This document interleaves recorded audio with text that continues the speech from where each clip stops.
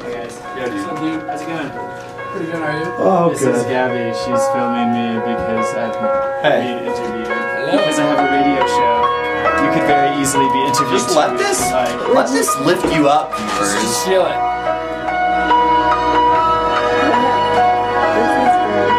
I always go to this song when I'm in those dark recesses, when I just can't find a way out. So if you want to include this in this interview about someone else, that's fine. It's about radio. I'm interviewing you guys. We're a pretty big deal. So you came to the right show. Tell me about your radio show. Well, we have a radio show with two other friends who aren't here. We're right usually now. 4 strong, but not tonight. Not really usually.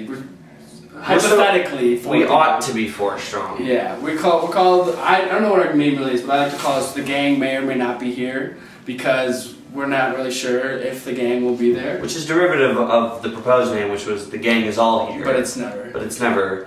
We always put on a good show. Good show. Tonight, James and I put on a really good show. We did, quote, emotional songs. We brought out the more sensitive sides. Mm-hmm. Ray Charles, Roy Orbison, did some James Blake, Bonnie Bear. It was good. We plunged our listeners and ourselves into the unconscious, really. The abyss. The abyss, if you will. The open, as Heidegger would say. Yeah, Lacan's abyss, and wanted them to look for their imaginary self, and they couldn't find it. But then we lifted them up. Maybe they did. You can't. Oh, you can't. Oh, Lacan says. Oh. But we pulled them out with that song. And then are you gonna play like a hopeful song as well? We're redeeming ourselves. Yeah, I guess I can. I'm still looking. I'm just trying to find the perfect song for right now, and I think I'm gonna play a song called "She's a Rainbow" by the Rolling Stones. Because you know what, listeners, you're all rainbows in our eyes. Ooh. There you go. And it's been raining in the studio, as you might have heard earlier. You might have heard. You know, we're getting a little rainbow effect right now. Here it comes.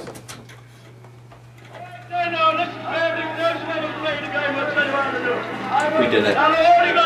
Good job. Even outside of music, radio is especially challenging. We're in like a very digital world where anyone, I'm sorry, digital yes, but visual world, where anyone can upload a video of themselves to the internet and be given that palette. But I think the thing about radio that's really special is you have to find ways to communicate merely through the auditory medium. And so a lot of times I want to reference like the gesticulations we're making, but I can't. And so you have to think on your feet. I mean, it sounds really basic, but at the same time, you'd be surprised how restrained you are by only being able to use your voice. Creative constraints is what it really is.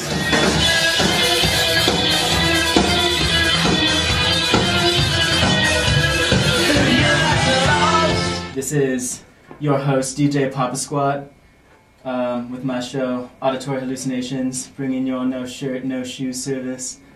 We were just listening to Old Yellow Bricks by Arctic Monkeys off of the loudest album ever recorded, Favorite Worst Nightmare. And the song before that was La Femme d'Argent by Air. That was my terrible attempt at a French accent, but, you know. Yeah, that was only 2 songs. So, I got a lot more coming for you in this hour that will probably extend to be more than an hour. So, stay listening because that makes me happy. Okay, thanks, bye.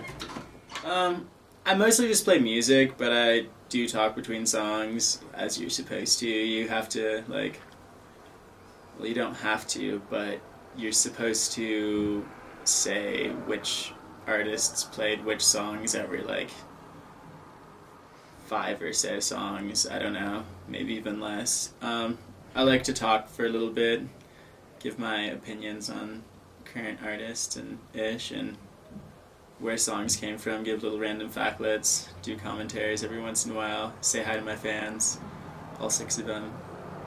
It's really interesting not knowing if people are listening, because you don't really have a sense of whether or not you're being heard. Mm-hmm. But when people start texting you, requesting songs, or saying like that was cool, I like what you did there, that kind of thing, it's even if it's just a couple people, it's really kind of fun to think that this, you know, very enclosed, goofy kind of thing you're doing, just mostly for yourself, I feel like, is being broadcast and actually is, you know, being transmitted, is accessible. So how do you get people to listen to your show?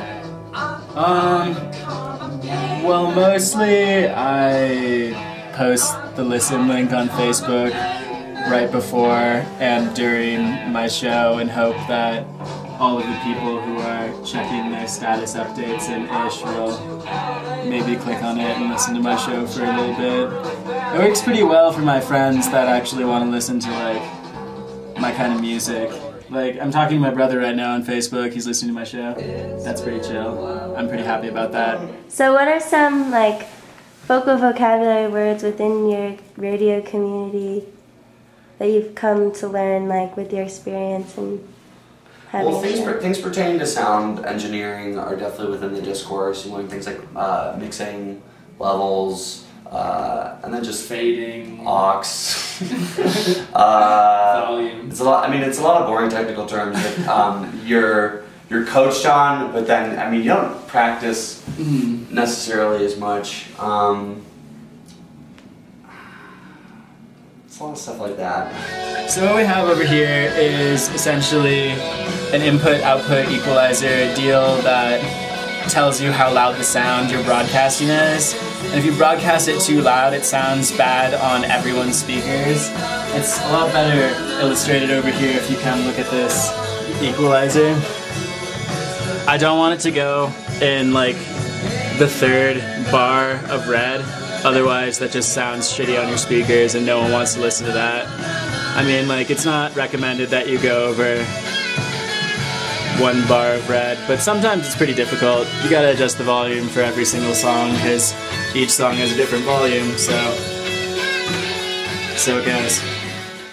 I'm Han Sales, and I'm the programming manager for Socc, which stands for the Sounds of Colorado College. Yeah, sound guidelines mostly for Socc just have to do with being respectful, and that can also mean having an appropriate show time, you know, like if you want to play dubstep and if it's streaming in Rastel and Benji's, to maybe do like a later show time so that you're not making all of the employees listen to dubstep from like 12 to 1 p.m.